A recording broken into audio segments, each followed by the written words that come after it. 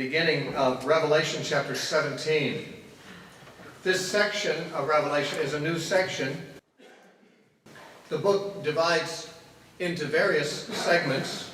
Many of them are 3 chapters long, not all of them. This one is. Chapters 17, 18, and 19 are really one segment. And we are introduced in chapter 17 as if we've never heard of her before. We're introduced to the harlot. Now, I don't know that we have heard of the harlot before this point, but we've certainly heard of Babylon. And the harlot is Babylon. So we see Babylon depicted to us under a new image here.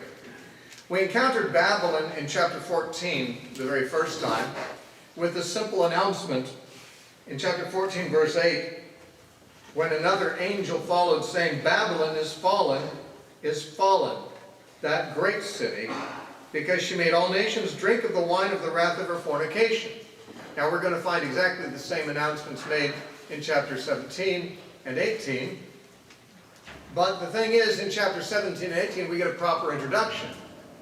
We actually have a depiction of this city, Babylon, and some explanation. The explanation is not altogether lucid, but it's perhaps better than having none at all. And so we do not have, in verse 8 of chapter 14, any real information except that Babylon is fallen at that point. And since we see Babylon unfallen in chapter 17, this again underscores the fact that the chapters of Revelation are not necessarily depicting things in their chronological sequence. That Babylon would be declared to be fallen already in chapter 14, and yet unfallen in chapter 17 would underscore that fact. Also in chapter 16, which we just completed in our last session, at the very end, when the 7th bowl of wrath was poured out, we are told in verse 19, now the great city was divided into 3 parts, and the cities of the nations, and I believe that the Greek manuscript says the city of the nations, fell. And great Babylon was remembered before God to give her the cup of the wine of the fierceness of his wrath. Now, one thing that's interesting about that is that when we first read of Babylon in chapter 14, there was a wine cup that she had made all nations drink of the wine of the wrath of her fornication. And now she is going to drink of that cup, of the wine of the fierceness of his wrath for her fornication. We will read of both the wine of his wrath and the wine of her fornication in the chapters ahead of us tonight. But while Babylon has been mentioned in passing twice previously, Babylon is significant enough in Revelation to deserve a whole section to herself. And chapters 17 and 18 are devoted to her. Chapter 19 celebrates her fall and then goes on from there. But who is Babylon? Now, in Revelation, we will find, as you take the big picture, and we have not really seen the portion of Revelation where this comes out clearly yet, but as you look at the whole remainder of the book of Revelation, you'll find that there's a focus on 2 cities, both of which are depicted as women. One is the spiritual Babylon, which is the subject of chapters 17, 18, 19, and the other is spiritual Jerusalem, which is the subject of chapters 21 and 22. And so we have a spiritual Babylon and a spiritual Jerusalem. Now the Babylon city is compared to a woman who is a harlot. The Jerusalem city is dressed as a bride, adorned for her husband, when she is seen coming out of heaven in chapter 21. So we have this contrast between 2 cities, which are also likened to 2 women. One city is Babylon, the other is Jerusalem. However, those are not the real names of either of them. In other words, Babylon is not the historical earthly Babylon, and Jerusalem is not the historical earthly Jerusalem. They are symbolic names. And the contrast between a faithful bride and a harlot suggests that one has been unfaithful and one has been faithful to her bridegroom. Now, the identification of Babylon has always been tricky. Let's read what it actually says in chapter 17, where essentially almost all the information we need is there. Well, maybe not all the information we need, but mostly all the information we're going to get. And in chapter 17, we read this. Then one of the 7 angels who had the 7 bowls, that's from the series in chapter 16 of the bowls of wrath, one of those angels appears in this segment as well, came and talked with me, saying to me, "Come, I will show you the judgment of the great harlot, who sits on many waters, with whom the kings of the earth committed fornication. And the inhabitants of the earth were made drunk with the wine of her fornication. So he carried me away in the spirit into the wilderness, and I saw a woman sitting on a scarlet beast, which was full of names of blasphemy, having 7 heads and 10 horns. The woman was arrayed in purple and scarlet, and adorned with gold and precious stones and pearls, having in her hand a golden cup full of abominations and the filthiness of her fornication. And on her forehead a name was written, Mystery, Babylon the Great, the mother of harlots and of the abominations of the earth. And I saw the woman drunk with the blood of the saints, and with the blood of the martyrs of Jesus. And when I saw her, I marveled with great amazement. But the angel said to me, Why do you marvel? I will tell you the mystery of the woman and of the beast that carries her, which has the 7 heads and the 10 horns. The beast that you saw was and is not and will ascend out of the bottomless pit and go to perdition. I'm glad to have that cleared up.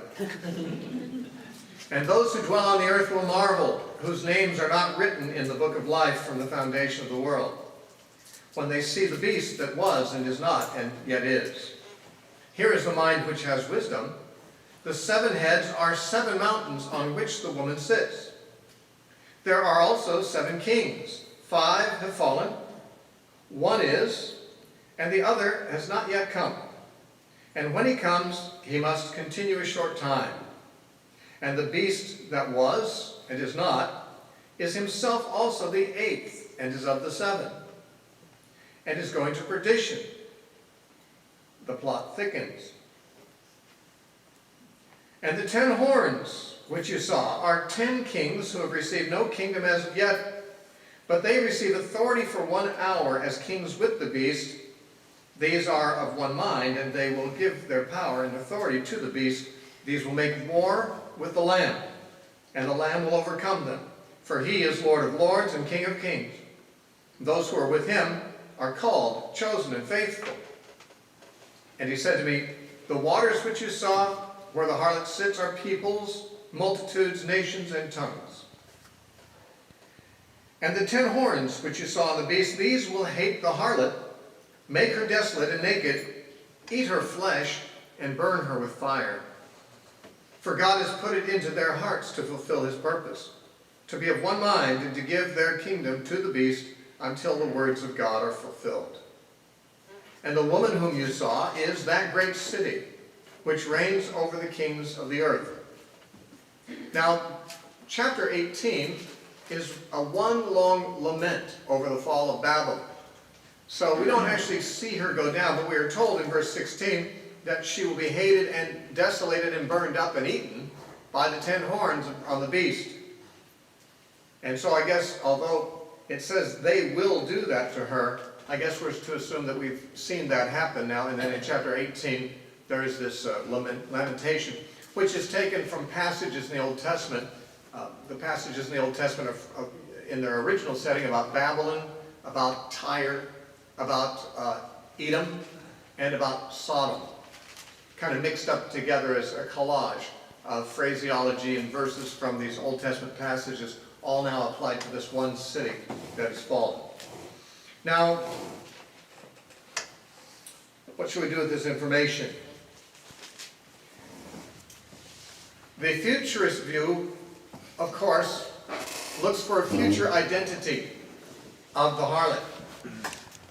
And, of course, the beast, in the futurist view, in the dispensational view, is a future antichrist. And the woman is riding on the beast, so her career must be somehow parallel to that of the antichrist. According to dispensationalism, chapter 13 of Revelation tells us that this beast blasphemes God for 42 months, and that must be approximately the length of time that this harlot is in the picture. At the end of it, the beast, or at least the 10 kings that are subject to him, turn on her and destroy her. It's obvious that if this has not already happened, the identifying of this woman is almost impossible. But many have thought that she represents the apostate church because she's a harlot, and the church is supposed to be faithful to Christ like the bride in Revelation. In contrast to the bride, who is a faithful church, this is the unfaithful church. Some have identified the harlot with the Roman Catholic Church. Those who hold the historicist view have always identified the beast and the harlot with the Roman Catholic papacy. The beast being more or less the political functioning of the papacy, and the harlot the religious functioning of the papacy. That's the historicist view. The futurist sometimes likes this idea too, depending on how anti-Catholic they are. They sometimes would like to say that the harlot is the Roman Catholic Church, or maybe the Catholic Church joined with apostate Protestantism in some liberal coalition, like perhaps the World Council of Churches, something like that. In any case, like the Church of Laodicea, gone bad, the church gone bad. Others think that the harlot simply represents the world system, though it's hard to know exactly how to fit that theory into this, because she's said to be the city. Of course, she could be a figurative city. After all, the New Jerusalem is identified with the church and the bride of the Lamb, and the church is not a literal city, but a figurative city, so to speak. And so some think that it's the church, the true city of God, against this apostate city, the world system. But why this would be distinguished then from the beast is not entirely clear. In any case, the various ideas that have been suggested by futurists are all entirely speculative, since they know that they can't be tested. Whatever they may suggest, who knows? It could happen that way. That's the nice thing about the futurist view. You don't really have any danger of having your views tested by fact. Because if it hasn't happened the way you say it's going to, there's always the future. Who can say what will not happen in the future? And so the futurist view has the great advantage of being untestable against any actual objective realities. The historicist view, which sees this as the papacy, does have at least some connection with historical events.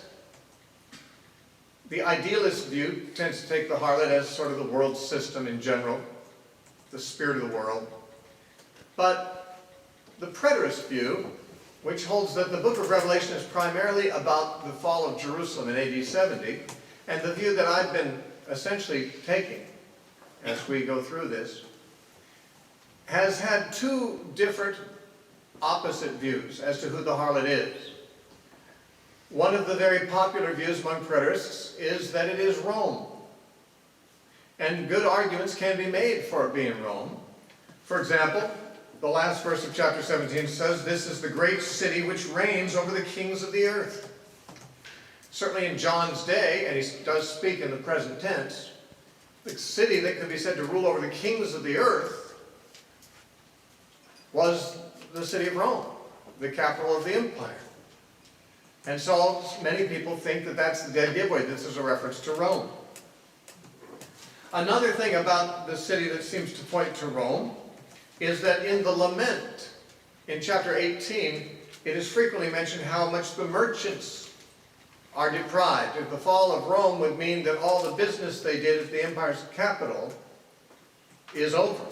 They made themselves wealthy.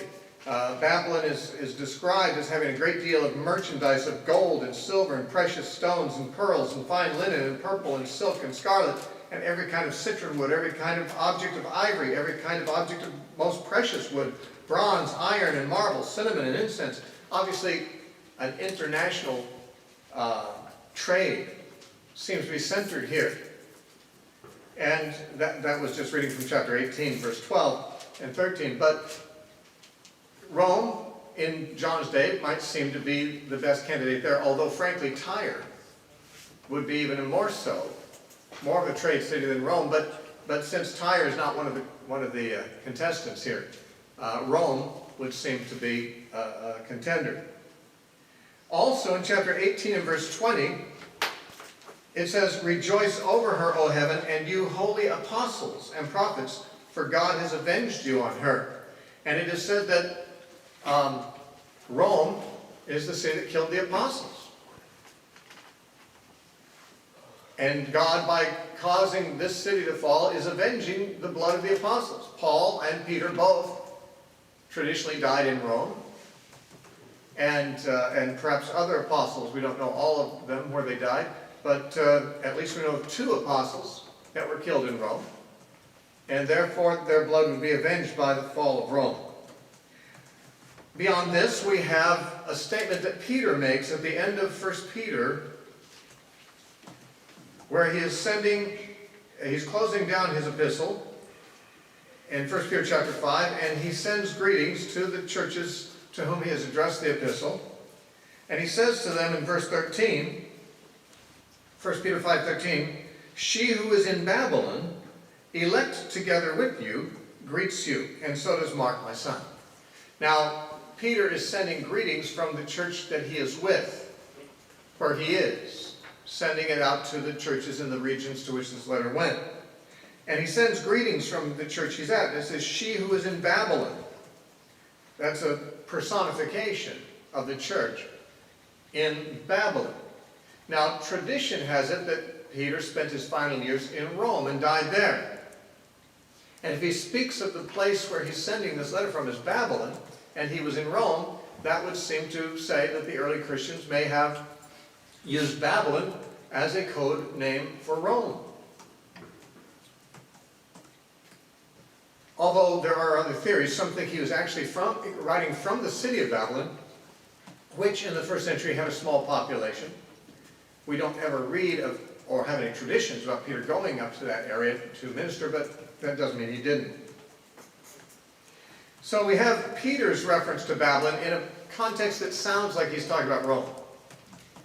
And then one other thing, and that is when we are being told who the beast, or who the woman is and the beast, in chapter 17 here, Revelation 17:9, it says, "Here's the mind which has wisdom. The 7 heads are 7 mountains on which the woman sits." Now the woman is the great city, and she's sitting on 7 mountains. The ancient poets often spoke of Rome as the city that sat on 7 hills. The city on 7 hills. And here we're told this woman is the city that sits on 7 mountains. So these indicators are thought by many scholars to point unmistakably to Rome. And obviously there's a good case for this. In fact, if there's not a better case for another contender, I would say there's a very solid case for Rome. And it's a very respectable theory based on the evidence. But it's not the only contender, and it's not the one that has, in my opinion, the strongest evidence. Now that would be up to you to decide. In any case, even if Revelation is a book about the fall of Jerusalem, there could well be a discussion about the fall of Rome. Because Rome too was a player in the destruction of Jerusalem. It was the main player. And it was also a player in the conflict between the forces of darkness and the church, because after Jerusalem fell, it was the Roman emperors, more than anybody else, that persecuted the church and made martyrs of them. So there is, of course, the possibility that even a preterist interpretation of Revelation would be concerned to talk about Rome. And there are some preterist interpreters, like J. Adams, and like Luis de Alcazar, who is sometimes said to be the founder of the preterist system. He is not, because the system is known to have existed 1,000 years before his time, but those who are actually trying to dismiss the preterist system say he is the founder. He was a Jesuit, and the very fact that he was a Roman Catholic is thought to discredit his system because he was a preterist and a Jesuit. But as I say, 1,000 years before Alcazar, there were preterists, and that was before there was a Roman Catholic system to generate it. But Alcazar And more modern Protestant preterists, like J. Adams, believe that the first half of Revelation is about the fall of Jerusalem, and the second half is about the fall of Rome. Jerusalem and Rome were the first persecutors of the church. Jerusalem first, through the Sanhedrin, and then the Roman emperors. And so it is thought by these authors fitting that Revelation should depict the judgment on both of these enemies of the church. After all, Christians were killed by the Sanhedrin. Our first martyr, Stephen, was, by their own hands. They stoned him to death. And yet the apostles Paul and Peter were killed by Roman emperors, or by Nero, one emperor. And therefore, to see the blood of the martyrs vindicated against Jerusalem and Rome would be a fitting subject matter. And it's frankly a scenario, a paradigm for Revelation that I don't find objectionable at all, except I think there's probably a better explanation. But the idea that this is Rome is one of the preterist viewpoints. The other is, not surprisingly, that it is Jerusalem. And in my opinion, Jerusalem is a better candidate. This is, of course, left to anyone to decide for himself. But I'll tell you why. Because in the symmetry of the book of Revelation, there is a deliberate juxtaposition between two cities and two women. One woman who's faithful to her husband, one is unfaithful to her husband. And there are two cities that have been in covenant relationship with God, one faithful and one unfaithful. The bride is the faithful one. She is the New Jerusalem in Revelation 21 and 22. Jerusalem, which now is, that is, the earthly Jerusalem, is the unfaithful one, and that has been brought out throughout the book of Revelation. It is the city that is coming under judgment. One of the most important things that point to Jerusalem is that the woman is considered to be a harlot, which is not just like calling her a prostitute, which it is, but rather this is calling her by the specific name that God called Jerusalem by in the Old Testament when she was unfaithful to God, when she worshipped other gods. And she did that a lot. And in Isaiah chapter 1,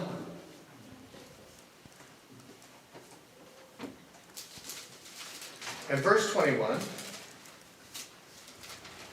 Isaiah is talking about Jerusalem and says, how the faithful city has become a harlot. Jerusalem, once a faithful city in the days of David, now, Isaiah says, has become a harlot. A wife who was faithful to her husband has become unfaithful to her husband. The word harlot here speaks specifically not just of an ordinary prostitute, but of a woman who has cheated on her husband, is no longer a faithful wife. And it is Jerusalem that Isaiah refers to this way. Over in Jeremiah chapter 2 and verse 20, speaking about Jerusalem, it says, for of old I have broken your yoke and burst your bonds, and you said, I will not transgress. When on every high hill and under every green tree you lay down playing the harlot. Again, he's talking about Jerusalem. Jerusalem was in covenant relationship with God, a wife to God. But, although they pledged loyalty to God, it really turned out that they went out and slept with every god passing by. And he says, you played the harlot. This is, of course, the whole message of Hosea. That Hosea described Israel as a harlot, and he married a woman who was a harlot. We don't know that she was a harlot before he married her. Sometimes preachers say he went out and found a prostitute and married her. Actually, it just says he took a wife of harlotry, which might mean a woman who had already been a harlot, or a woman who was going to become a harlot, a wife who would just cheat on him. And he did marry Gomer, and she cheated on him. And then he took her back, and this was his message, that God would be willing to accept repentant Israel, though they had been a harlot wife. In other words, in the Old Testament, Israel, and Jerusalem in particular, is called the harlot, or a harlot, and is likened to an unfaithful wife. We will see a little later how that some passages in Ezekiel 16 and Ezekiel 23, a whole chapter in each case, 2 chapters in Ezekiel, are devoted to underscoring the harlotry of Jerusalem against God. So when the readers of Revelation see that there's a harlot here, the first identification would be to Jerusalem, and especially if that has been the subject matter of the book in general, and especially if the 2 cities that are contrasted with each other are the faithful and the unfaithful wife of God. Jerusalem's the unfaithful one, and of course the church is the other.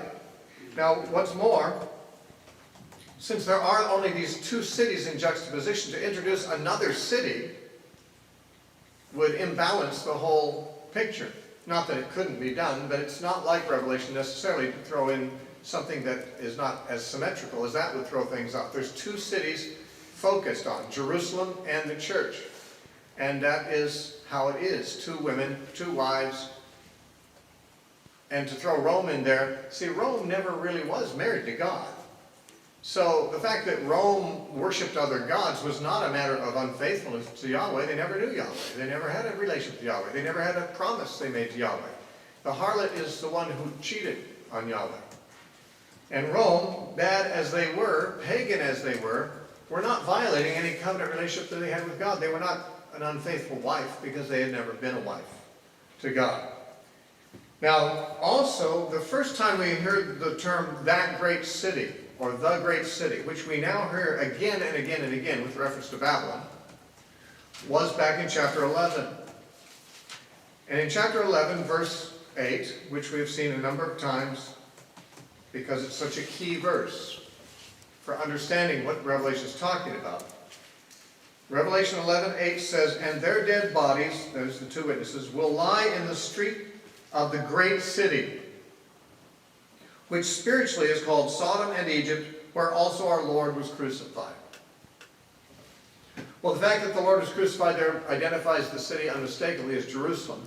It is spiritually called Sodom and Egypt, and it is called the great city. Likewise, Babylon is repeatedly called the great city. In chapter 14, verse 8, where we first encountered Babylon, in 14:8, it says, the announcement of the angel is, "Babylon has fallen, that great city." A term that had been previously used of Jerusalem. In chapter 16, likewise. Chapter 16, verse 19, "Now the great city was divided into 3 parts.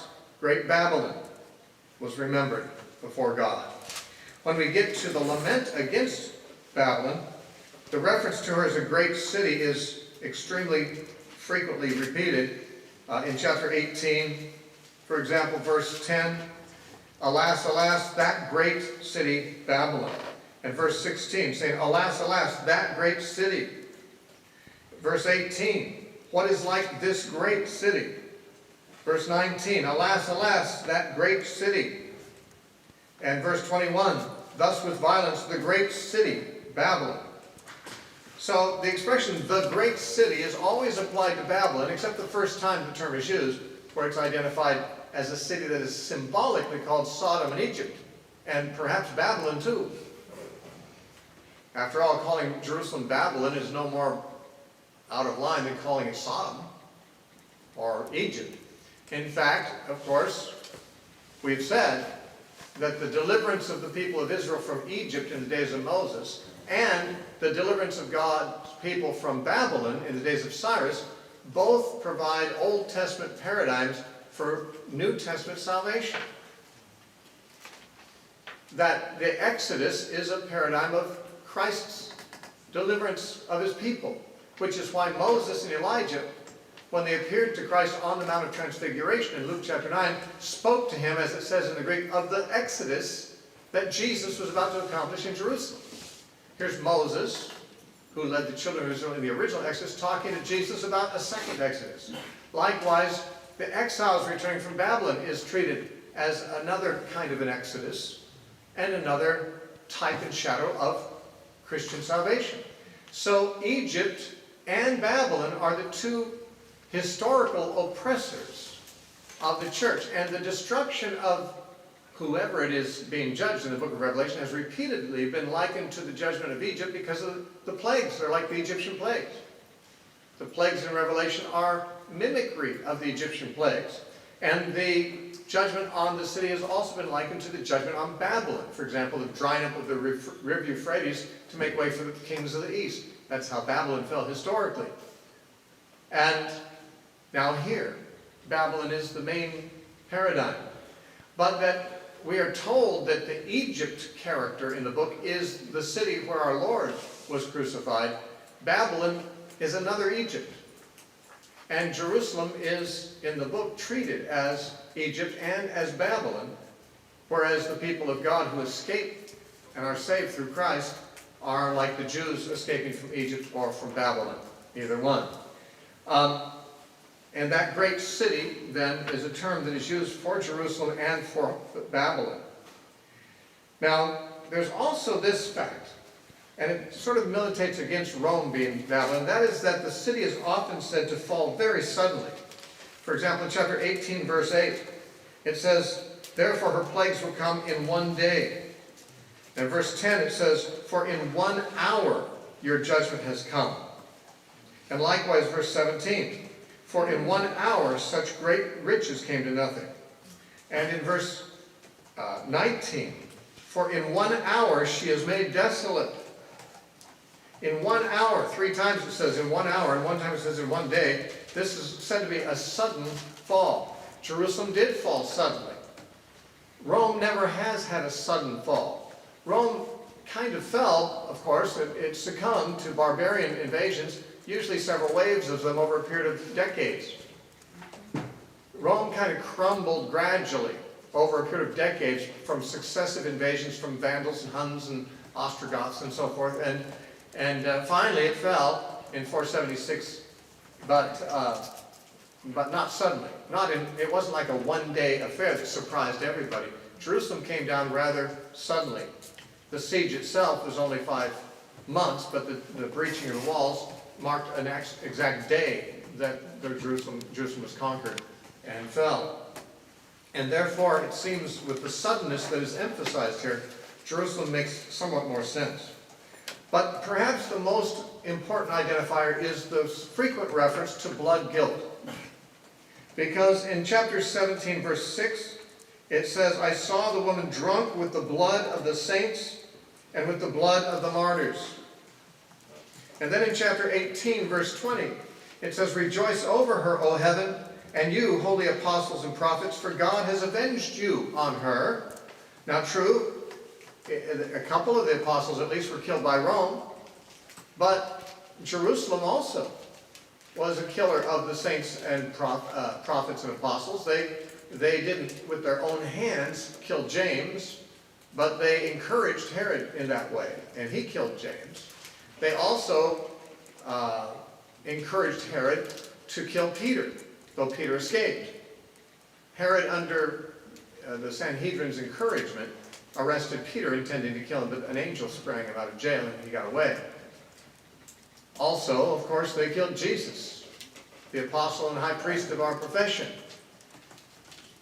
But mostly it's important to note that this city has killed the prophets as well as apostles. And in chapter 18, verse 24, it says, "And in her was found the blood of prophets and saints and of all who were slain on the land," or the earth. The word can be translated either way. And then in verse 2 of chapter 19, "For true and just are your ways," or your judgments, "because he has judged the great harlot who corrupted the earth with her fornication, and he has avenged on her the blood of his servants shed by her." So she is again and again and again said to be judged because of what she did to the martyrs. Now, we've looked at these verses before, but we can hardly not look at them now in view of this frequent reference to this blood guiltness. In Matthew chapter 23,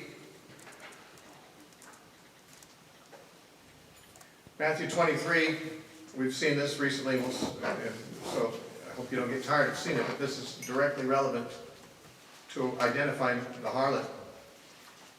Matthew 23:29 says, "Woe to you, scribes and Pharisees, hypocrites, because you build the tombs of the prophets and adorn the monuments of the righteous. And you say, if we had lived in the days of our fathers, we would not have been partakers with them in the blood of the prophets."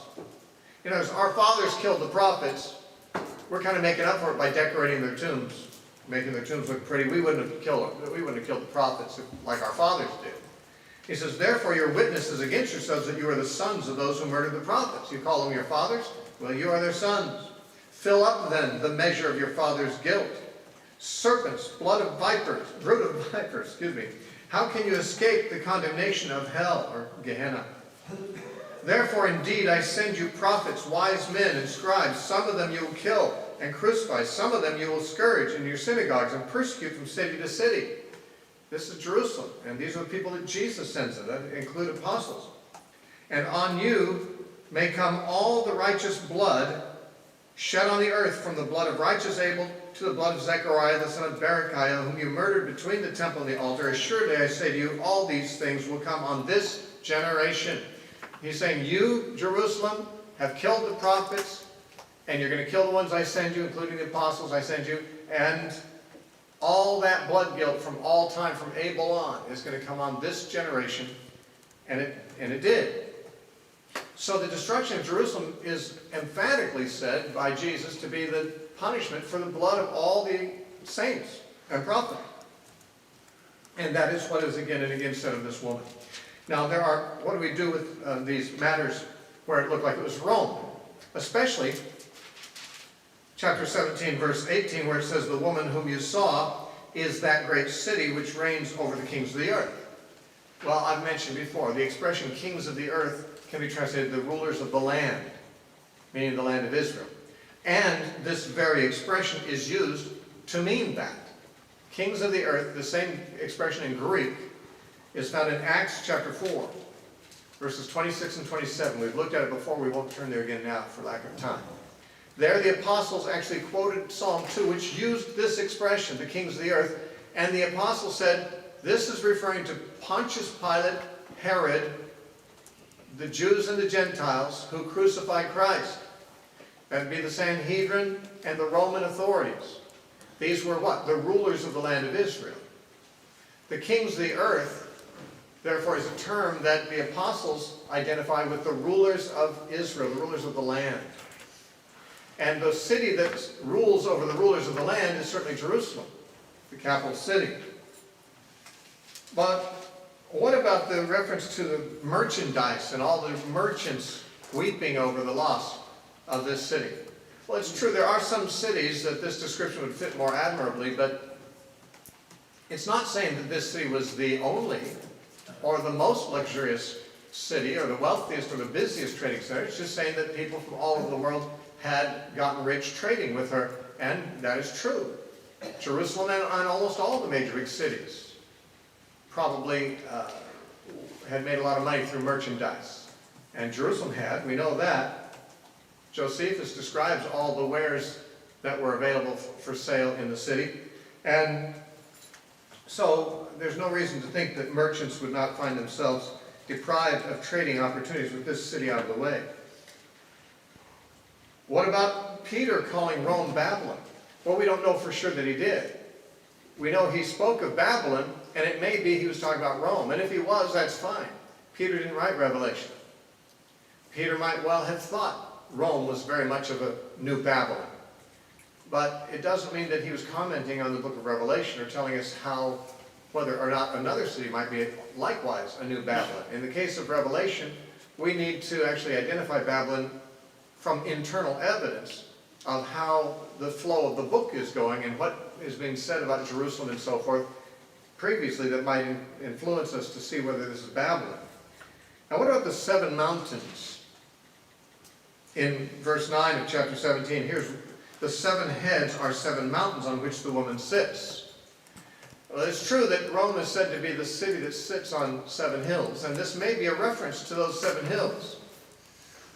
But it's not the woman that has the 7 heads, it's the beast. The beast can fairly readily be identified with Rome. The woman is different than the beast. The woman sits on the beast. She is supported by the beast. Jerusalem was supported and protected by being a province, or the area was a province under Rome's protection and control. And the city was more loyal to Rome than to Christ. As I pointed out in an earlier lecture, when Pilate said, "Shall I crucify your king?" they said, "We have no king but Caesar." In other words, Jesus isn't our king, Caesar is. That sounds like throwing their loyalty over to the side of the beast, to Rome, rather than the Messiah. And she may sit on the beast that has the 7 heads, and the 7 heads may indeed be the 7 hills upon which Rome sits. She sits on Rome, and it sits on 7 hills.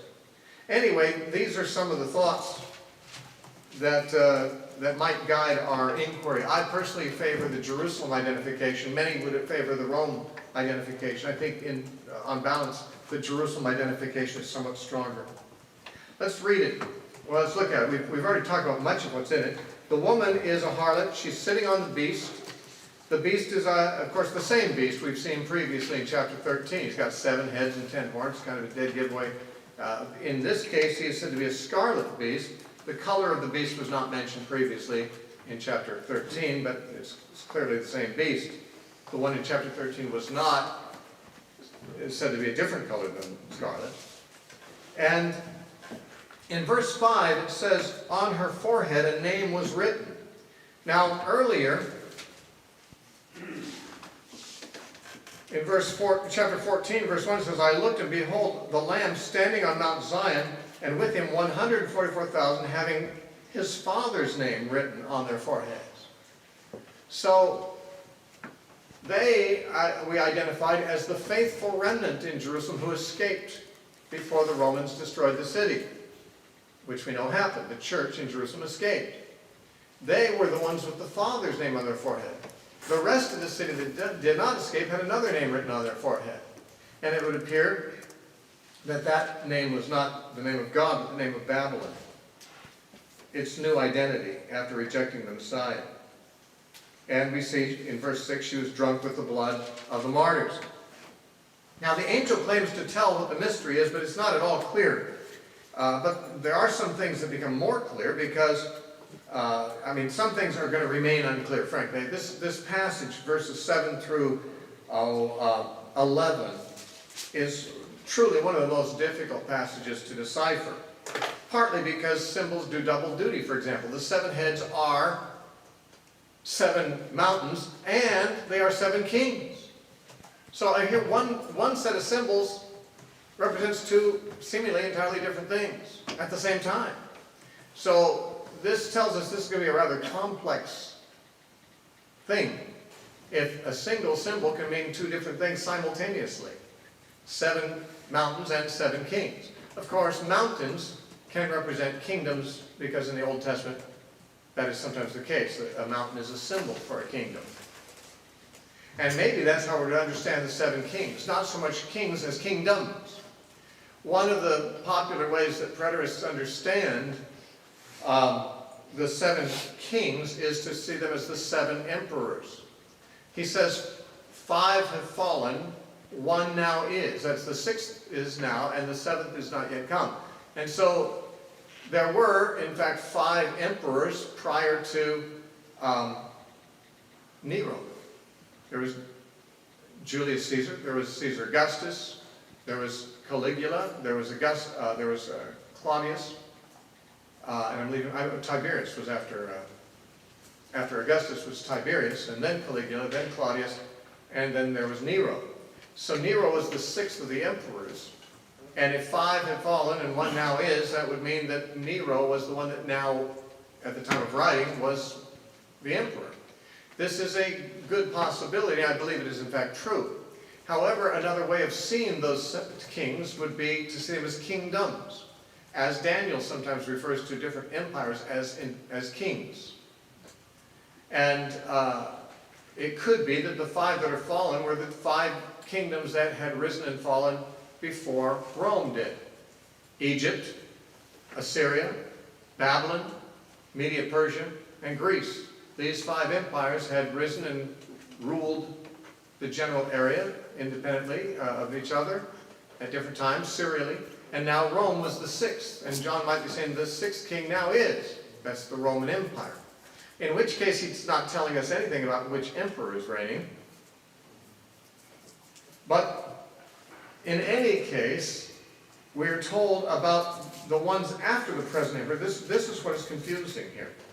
It's one of the things that's confusing. There's more than one. It says about the seventh, it says verse 10, 5 have fallen, one now is, and the other, that's the seventh one, has not yet come. And when he comes, he must continue a short time. And then it says, and the beast that was and is not is himself also the eighth, and is of the seven, and is going to perdition. Now this is particularly difficult, because it sounds like it's saying the beast himself, who has the 7 heads, is really an 8th head. But he's of the 7 heads. What in the world that language means is truly an unsolved mystery.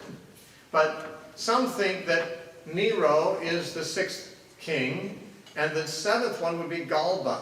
After Nero committed suicide, the next emperor was Galba, but he only reigned for 6 or 7 months. And therefore it says, the one that has not yet come will continue a short time. And the 8th, well, who is he? Well, some think that, since the number 7 suggests completeness, the 8th is simply a reference to all the rest kind of wrapped up together, all the remaining emperors that are not consequential to this particular vision, because this vision is going to be fulfilled in the reign of Galba, the 7th. The rest of the kings the emperors that came after, they're not worthy of enumerating. We'll just call them the 8th. Combined, they make the 8th, but they're like the 7. They're of the 7. They're the same spirit, same office, same type. And so that's one way of looking at it. Another way, if we see it as 7 kingdoms, would suggest that the 7th kingdom would be that which comes against the Messiah when the devil is let out of his prison for a little while. And it will continue a little while, but will be destroyed by the second coming of Christ. But that is not, to my mind, as good a suggestion. And I'm not sure any suggestion I've heard or can make is excellent. It's very difficult. The 10 horns are 10 kings that give their authority to the beast. The number 10 may be symbolic or it may be literal. Some have tried to identify 10 actual European ethnicities that were in the Roman Empire, into which it dissolved eventually. It may also be that 10 is simply a symbolic number, meaning a total number of all the kings that are part of the Roman Empire, part of the beast. And about those horns, those other ethnic nations, it says they give their power to the beast. And it says in verse 17 that God has put it in their hearts to fulfill his purpose. Now, the idea of God putting it in the hearts of people to do bad things is a bit problematic. But we have to remember that the Bible teaches that God puts it in the hearts of bad people to do certain bad things that are quite consistent with their character. God never takes a good person and makes him do a bad thing, nor does he take a neutral person and make him do a bad thing. But he'll take a Pharaoh who's a tyrant and an evil persecutor, and he'll harden his heart so that he'll do bad things more than he would before. It is not unfair for God to take somebody who has determined his own course to be a course of rebellion and sin and evil and say, okay, since that's the course you're doing, it's these specific evil things I will have you do, because that will fulfill my purpose. Joseph's brothers were evil. God seemingly directed them in the direction of selling Joseph into Egypt. And he said, you intended evil against me, but God meant it for good. Certainly Pilate and Judas and the Sanhedrin and Pontius Pilate were doing evil things when they crucified Christ, but it is said that they did exactly what God foreordained that they should do. Not that they are blameless for it, they are to be blamed for it. But the thing is, they were already wicked men. For God to take wicked men who are already living a wicked life and say, okay, you want to be wicked? Here's the specific wicked thing that I'm going to use you to do. He's not damning somebody who would otherwise be good. He's not even making someone sin who would otherwise be sinless or righteous. He's simply directing people whose whole life is sin into a direction of certain kinds of activities, which happen to also be consistent with them, which will serve his purpose. These nations being an example, he put it in their hearts to fulfill his purpose. Not to be wicked, they did that on their own. But since they were wicked, he said, okay, I can use that. And what does he use it for? To destroy Jerusalem, to destroy the harlot. It says in verse 16, the 10 horns which you saw on the beast, these will hate the harlot, make her desolate and naked, and eat her flesh and burn her with fire.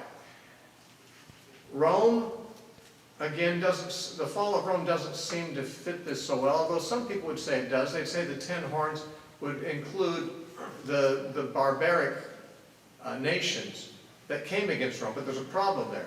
The barbarians who destroyed Rome had never sworn fealty to Rome. They never were part of the Roman Empire. That's why they were barbarians. They were the ones the Roman Empire was still trying to conquer. They had not given their power to the beast, to Rome, and therefore, although the barbarians did eventually destroy and sack Rome and burn it even, they were not the same entities that had served Rome and had given their loyalty to Rome. However, those that were loyal to the beast could sack Jerusalem, and did, because it was these multi-ethnic Roman subjects that were part of the Roman army that did destroy Jerusalem. Anyway, some of these things are a little ambiguous, to say the least, and are not the easiest in the world to give certain answers about. But given the trajectory of the book in general, the identity of Babylon would seem to fit well with being Jerusalem, just as Egypt and Sodom are said to be Jerusalem. And so that's where I go with this. Now, chapter 18, we will have very little comment to make, except to say this is a long, protracted, one might even say boring chapter, because it is very repetitious, and it is very archaic in its terminology, because it's borrowing from Jeremiah and Isaiah and certain other Old Testament prophets. As I said, the borrowings come from lament passages in the Old Testament prophets, but not always about the same entity. There's some reference here to the fall of Sodom, the destruction of Sodom, but most of it comes from passages that are talking about the fall of Tyre in Ezekiel, or the fall of Babylon in Isaiah or in Jeremiah, or the fall of Edom in Isaiah and other passages. These various cities to which Jerusalem has been likened in the book of Revelation in some cases. And therefore, the words of the laments against these cities that were like Jerusalem are gathered together into a collage of one long, almost monotonous lament. Now, I would say, before we read it, that the exact details of it may not be pressed too much, because it's basically borrowing language about other cities, not Jerusalem. However, I believe in general it is supposed to resemble Jerusalem and its downfall. It says, after these things I saw another angel coming down from heaven, having great authority, and the earth was illuminated with his glory, and he cried mightily with a loud voice, saying, Babylon the great is fallen, and has become a habitation of demons, and a prison for every foul spirit, and a cage for every unclean and hated bird. Now, as far as becoming a habitation of demons, we saw what Jesus said in Matthew chapter 12, verses 38 through 45. He said, when an unclean spirit goes out of a man, it goes looking for a new home, and if it doesn't find one, it brings back 7 worse spirits than himself, and the latter state of that man is worse than the first. Then Jesus said, and so shall it be with this evil generation. So this generation, his own generation, would be like a man who had been delivered from demons, but was repossessed by the demons. And worse than before. Jesus came to that generation casting out demons everywhere he went. He essentially probably left the place mostly demon-free. He spent 3.5 years going to all the villages, casting out all the demons. And so that generation had been delivered. But in the end, the evidence is quite clear from what Josephus describes as the behavior of the people during the siege of Jerusalem, that they definitely had come under the influence of demons in a much bigger way than they had been before. The latter end of that man is worse than the first, and so shall it be with this generation. They did become a habitation of demons and a prison for every foul spirit. Verse 3, for all the nations have drunk of the wine of the wrath of her fornication. The Jews had influenced all nations because they have been spread to all nations. But it's not clear what it means to drink of the wine of the wrath of her fornication. Does this mean that they have fornicated with her? Does it mean that they suffer consequences with her? The language is poetic and drawn out in a way that it makes it kind of difficult to know precisely what it is that's being said here. It says, the kings of the earth have committed fornication with her, and the merchants of the earth have become rich through the abundance of her luxury. Now, the kings of the earth have committed fornication with her. Look over at Ezekiel chapter 16. Ezekiel 16 is a long parable where Israel is likened to a baby girl abandoned at birth. And God finds her, keeps her alive, brings her up till she's a grown woman, and she has become beautiful, so he marries her. But then she goes out and commits adultery with all the other men around, which are, of course, in the analogy, other gods. Jerusalem worshipped other gods rather than her true God. And in Ezekiel 16, verse 26, in the midst of telling that story, it says, you also committed harlotry with the Egyptians, your very fleshly neighbors, and increased your acts of harlotry to provoke me to anger. Then verse 28, you also played the harlot with the Assyrians, because you were insatiable. Indeed, you played the harlot with them, and still were not satisfied. Verse 29, moreover, you multiplied your acts of harlotry as far as the land of the traitor, Chaldea, and even then you were not satisfied. You know, she's playing the harlot, so to speak, with all the nations around. With the Egyptians, with the Assyrians, with the Babylonians. And there's another parable of the same sort in Ezekiel 23. Ezekiel 23 tells essentially the same story, but it talks about both nations, Israel and Judah. And they are two sisters who God is married to. And they also both cheat on him. And it says in Ezekiel 23:12, and this is talking about Jerusalem, who's symbolically called Aholibah. It says, she lusted for the neighboring Assyrians, captains and rulers, clothed most gorgeously, horsemen riding on horses, all of them desirable young men. And verse 17, then the Babylonians came to her into the bed of love, and they defiled her with their immorality.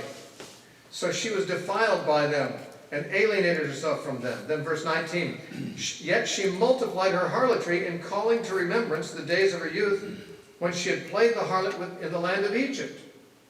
Now again, this is Jerusalem playing the harlot with all the nations around. And specifically it says the rulers, captains and rulers, in verse 12. So to say of Jerusalem that she played the harlot, the kings of the earth have committed fornication with her, is very much true if we're thinking of the nations, the kings of the nations around. Although kings of the earth can mean just the kings of the land, the rulers of the land of Israel. And they participated with her in her idolatry. In any case, Jerusalem seems to still be the best candidate here. Also, verse 4 says, this is Revelation 18:4, and I heard another voice from heaven saying, come out of her, my people, lest you share in her sins, and lest you receive of her plagues. This exhortation to come out of Babylon is found in Isaiah chapter 48:20. To God's people to come out of Babylon because she's going to fall.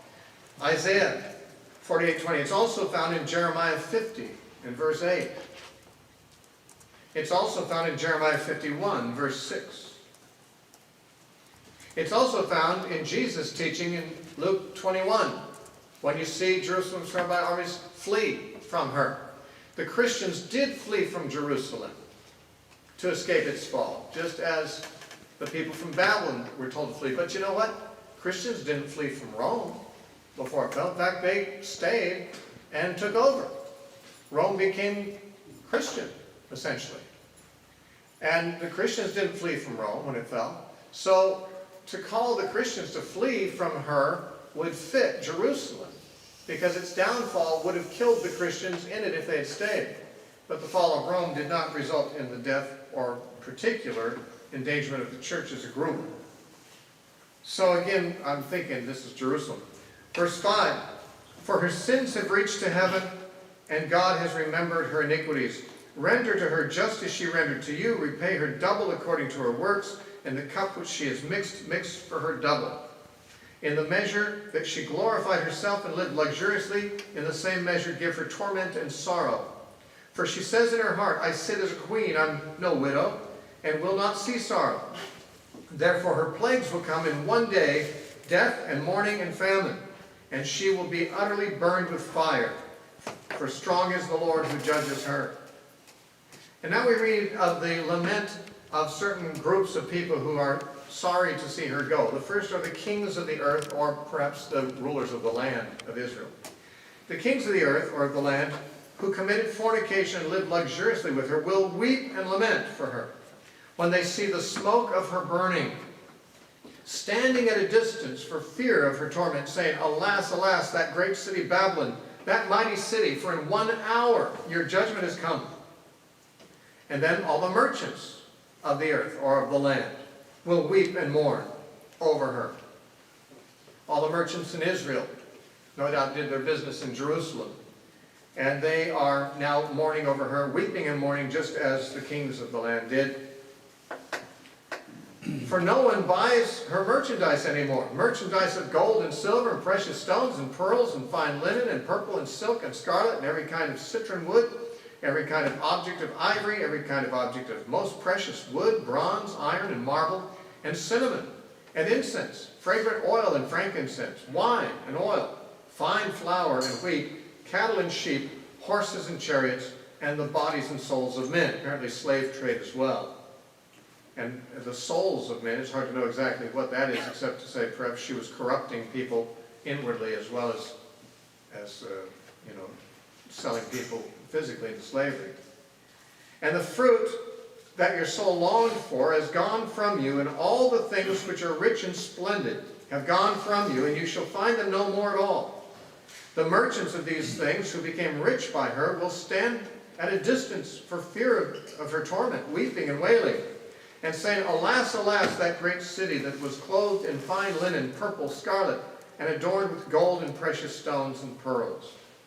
For in 1 hour such great riches came to nothing, and every shipmaster, now there's a new group of people going to mourn, the shipmasters and the traders at sea, every shipmaster and all who travel by ship, sailors and as many as trade on the sea, stood at a distance and cried out when they saw the smoke of her burning, saying, What is like this great city?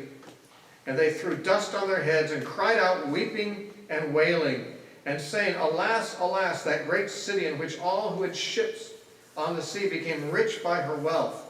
For in 1 hour she is made desolate. So there's three groups of people wailing here. They're all said to wail and lament, or wail and weep. First the kings of the land, then the merchants of the land, and then the merchants at sea. So international traders too. Apparently the Jewish merchants made a lot of their money trading at Jerusalem, but also international merchants did. And so all of these groups say kind of the same thing. It says they see the smoke of her burning, and they stand afar because they're afraid to come near because they may perish in the conflagration. And all of them say, amazing, this great city is falling in 1 hour. And so this is a sort of a repeated chorus in a way. In verse 20, in contrast to the weeping, there's some people rejoicing. Verse 20, rejoice over her, O heaven, and you, holy apostles and prophets, for God has avenged you on her. Verse 21, then a mighty angel took up a stone like a great millstone and threw it into the sea, saying, thus with violence the great city Babylon shall be thrown down and shall not be found any more.